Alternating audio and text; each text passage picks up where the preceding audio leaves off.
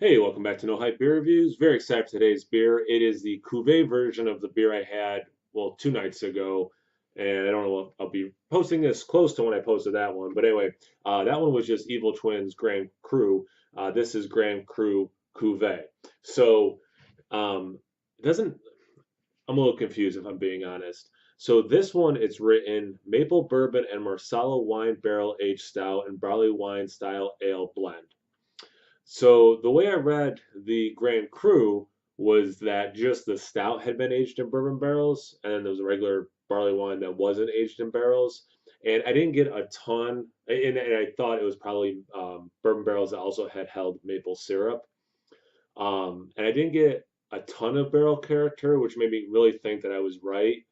But then reading this, it kind of makes it sound like maybe they blended the stout and the barley wine and then aged it in the maple bourbon barrels and then the Marsala wine barrels. So I'm not exactly sure. Um, I didn't see too many other people. I was really curious afterwards what other people thought. I didn't find too many other reviews. A couple people commented, which I appreciated to hear their takes. And yeah, I'm excited to try this one and see what that wine characteristic does to it. Let's find out. I didn't have it in me to do them side by side. They're both 12.5% ABV. So color, it's looks like the other one, and I'm not surprised. I figure it's going to be pretty similar with the addition of the wine characteristic. But yeah, it has like a. I got to think about this later, like a root beer, Coca-Cola kind of a color, which does make a lot of sense when you're blending a stout with a barley wine that a lighter brown, reddish, rubyish hue that barley wines can take on. That mixing with a darker stout's going to have something closer to this. Yeah, that had about a half a finger, pretty small bubbles, somewhere between khaki and mocha color. I'm using the same glass I used 2 nights ago, and the struggle continues for me to have clean glassware apparently. But yeah, you're seeing what I'm seeing. Let's get to the aroma.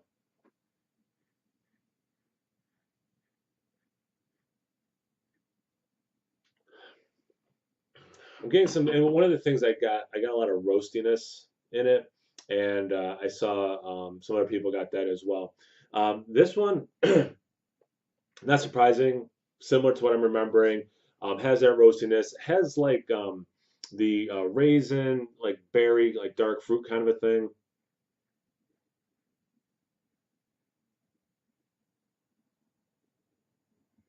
The vanilla oak's a little bit more pronounced in this than I'm remembering for the regular Grand Cru. It was in that, but this one it has me noticing it more. I don't know if it's my mind playing tricks on me, but I can kind of see like, and I actually don't. Is Marsala a red kind of a wine? 'Cause I kind of get like what I associate a red wine smelling like.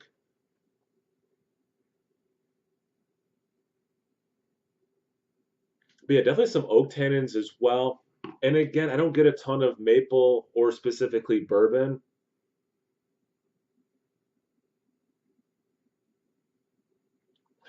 Yeah, I'm getting again more of the actual wood barrel, not the stuff that was in the barrel. But let's see about the taste. Cheers.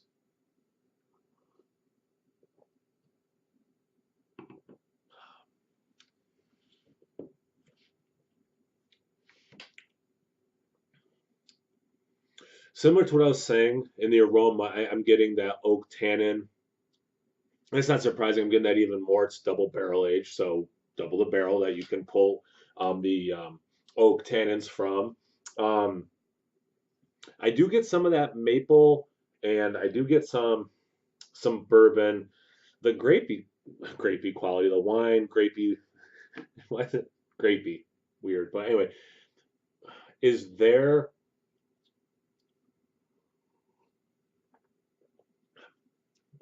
especially like right up front, like it's, and now I'm kind of getting it again, and it must be.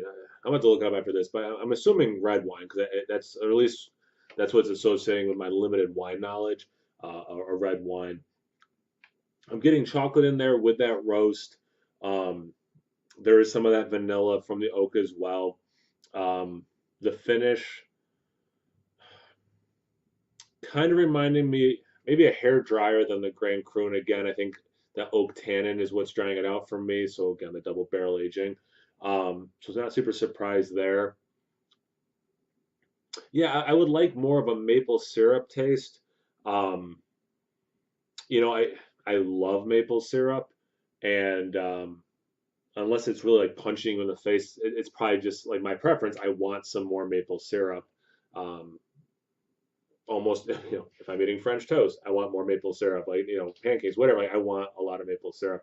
So that's probably maybe why I'm a little less enthusiastic than I thought I was gonna be about these. Because like, oh yeah, maple syrup, awesome! I'm so excited to have a beer that has a decent level of that.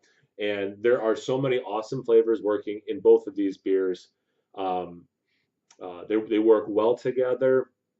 And as I've said in a few reviews relatively recently, there's nothing like, this isn't a bomb. Like this isn't a um, maple bomb. This is not that's coffee in it, but coffee bomb. Like these things that we sometimes use as descriptors.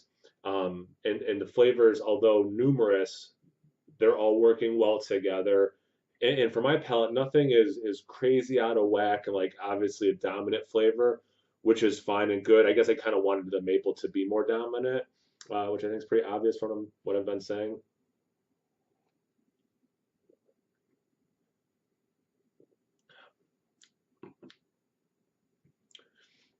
About 80% of the way through is when I get that bourbon note. So you know what? Yep, that is there. I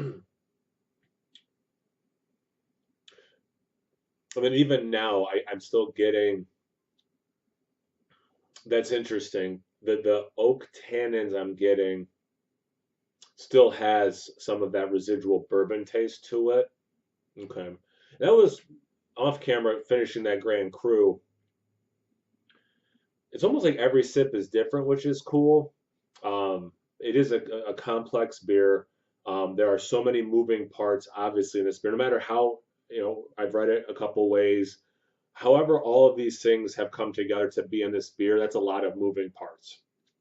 And um, again, nothing being out of whack, everything working really well together. It's a solid beer. Again, if you like barley, I would say if you like stouts, like how to recommend this because it is such a obviously blending of barley wine and stout, but you don't like hugely barrel aged beers or versions of these styles of beer. This is probably they're both the regular Grand Cru and this Cuvee are probably good for you. I've had beers that have way more of that bourbon, even the wine barrels, rum barrels, whatever characteristic there. Although I am getting a lot of, like I've said several times, the specific wood portion of a barrel. But yeah, awesome. Both of them very good beers.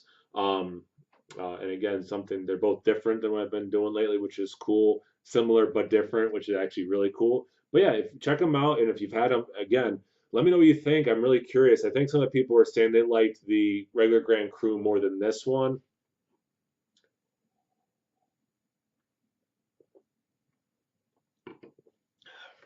I could see that, but that addition of a little bit of that like red wine, I'm again going out on a limb thinking it's red wine. That a little addition, it just adds another layer of complexity, which is cool. Um, I don't know if it adds to my enjoyment more, so I don't know which one I'd pick.